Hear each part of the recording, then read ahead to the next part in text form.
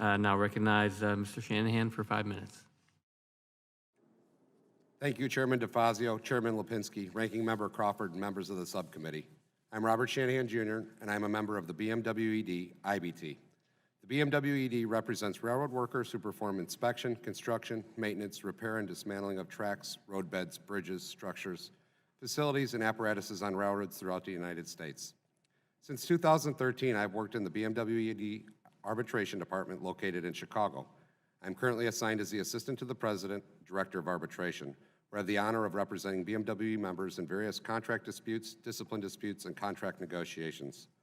Prior to working in the Arbitration Department, I worked for 13 years in the Maintenance of Way Department at the Commuter Railroad Metra. During my time with Metra, I was assigned to perform various maintenance of way duties throughout the Chicago metropolitan area.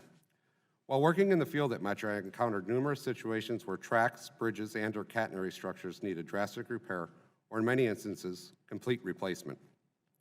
I was particularly concerned by the number of railroad bridges in disrepair. I frequently observed bridges with crumbling concrete, rotten steel, and decomposed timbers. Metra claims it has nearly 500 bridges that are over a century old. I don't think I need to explain to you the safety threat inherent in 100-year-old infrastructure that is deteriorating. When working in the field, I can recall several instances of repairing the rotting steel decks on ballast deck bridges. This situation can result in large stone raining down on streets, cars, people, or whatever may lie below. Another area of bridge repair I often encountered involved the concrete support systems. There were many instances where I found that sections of the concrete support systems were able to be removed with a small hammer, and in some cases even with bare hands. There's no question that BMWE members are the most qualified and highly trained to perform this work. My experience in the field at Metra shows the urgent need for greater infrastructure funding for passenger railroads. But any infrastructure package needs to have protections to ensure that the work is performed by union members who have been properly trained on FRA safety rules. I'd like to quickly go over some of the trends currently affecting our membership in arbitration. From 2016 through 2018, our arbitration department saw an 84% annual increase in files received as compared to the period from 2006 through 2015. A significant reason for the spike in arbitration filings can be attributed to the rail carriers increasingly assigning work reserved to BMW members to non-union rail contractors. For example, multiple carriers are now electing to assign non-union contractors to perform on-track protection. On-track protection is work assigned to an employee who is responsible for the communication with train dispatchers, train crews, and work groups to ensure the safety of all individuals present within the area of track protection. Last month, Amtrak assigned on-track protection work for a major project occurring in Chicago to non-union contractors. The problem with this decision is that the non-union contractors are subject to a qualification process that minimally complies with FRA regulations. BMWE members, on the other hand, are extensively trained and tested on FRA safety rules governing how work on or near railroad tracks must be conducted. These safety rules are not arbitrary, and many have been instituted as a result of accidents, some fatal, all avoidable.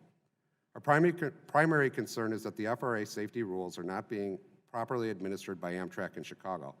Looking to achieve a minor cost savings, Amtrak is putting anyone in the immediate vicinity of this project at risk. We should not be putting profitability ahead of safety. Another area of our concern for our members is the recent implementation of unvetted technologies. In January 2020, at the NRC conference in San Diego, FRA representatives were actively encouraging rail carriers to seek waivers to implement automated track inspection technology on their mainline tracks. Moreover, at the RSAC meeting on April 20th, 2019, Administrator Batory stated that he was instructing his staff to grant every technology waiver that the railroads request. Not only are they replacing physical track inspections with automated technologies, they are allowing the data obtained to be reviewed by individuals who are not FRA qualified track inspectors.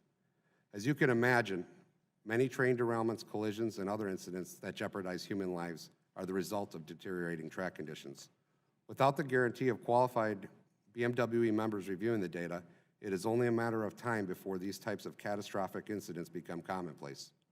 We urge the FRA to operating as an agency tasked with ensuring the safe operation of railroads rather than an agency concerned with implementing unvetted technology at the potential cost of human lives. I'd like to thank Chairman Lipinski and the subcommittee for inviting me to testify on behalf of the tens of thousands of BMWE members. They are the best railroaders this country has to offer, and they stand poised and ready to complete this much-needed railroad infrastructure project. As a BMWE member who worked on the railroad, I can personally attest that employing anybody else to accomplish This massive infrastructure project would be a foolhardy endeavor. Thank you for your time today, and I welcome any questions. Thank you, Mr. Shanahan. I now recognize. Thank you. And I want to ask Mr. Shanahan. Back in September last year, I had sent a letter to Amtrak that touched on some of the issues in your testimony about the third-party contract workers Amtrak is using. And I received a letter back in October that from Amtrak saying that these workers, third-party contract workers Amtrak uses, have provided an equal or higher degree of protection than BMWED workers. Why do you say that that is not the case? Well, specifically, FRA Regulation 243 was amended January 1st, 2020.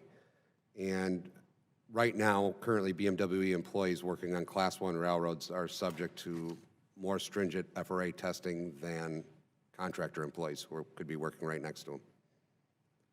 And what is it about the training that you receive that you have the experience? What was it about that made you better at doing the job and making sure you maintain safety? Well, the training is one example I guess I can use is the training is always ongoing. When you are an employee for the railroad, you're not there for just one job. You're there day in and day out for multiple years, myself being there for 13 years. You are constantly engaged in safety training processes that the contractors generally are not. Thank you. And could you talk a little bit about, and by the way, nothing shakes my confidence in Amtrak more than hearing that they are dividing the workforce by bringing in people who are less qualified to work on rail projects. That just destroys my confidence in Amtrak, frankly. It's part of the reason why, for our commuter rail, we got rid of Amtrak a number of years ago in Massachusetts, and now we went with another company.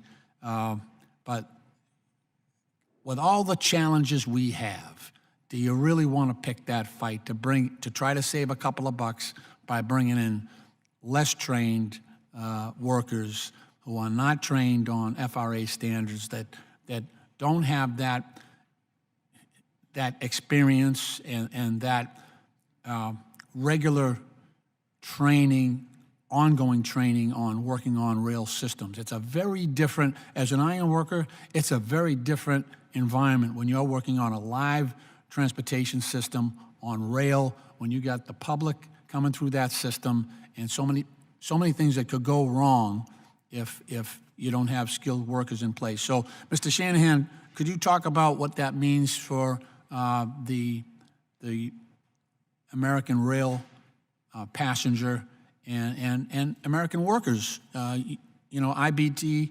workers, you know, Brotherhood of Locomotive Engineers are also within your bargaining unit as well.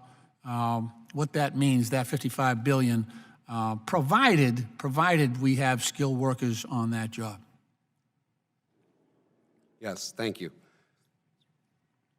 That funding creates stability in our workforce. It provides an opportunity for the American public to rest assured that, assuming our members are involved in performing that work, and union members as well, to rest assured that it's being done in a safe and efficient manner. I agree with you wholeheartedly when you say, you know, is this a place where we want to worry about saving a couple pennies but jeopardizing the general public or the employees? You know, it's just I think it's a long overdue, these projects, and specifically the Chicago region, are long overdue, and it needs to be done. It really, really does. Right, and I know, you know, as I said, we have 42,000 structurally deficient bridges across the country right now. Many of those are rail, you know, they carry rail, but I think generally, you know, we need to be on the same page, and that means Amtrak as well.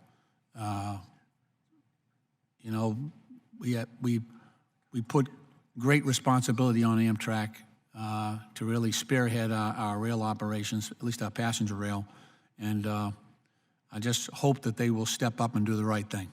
Mr. Chairman, I yield back.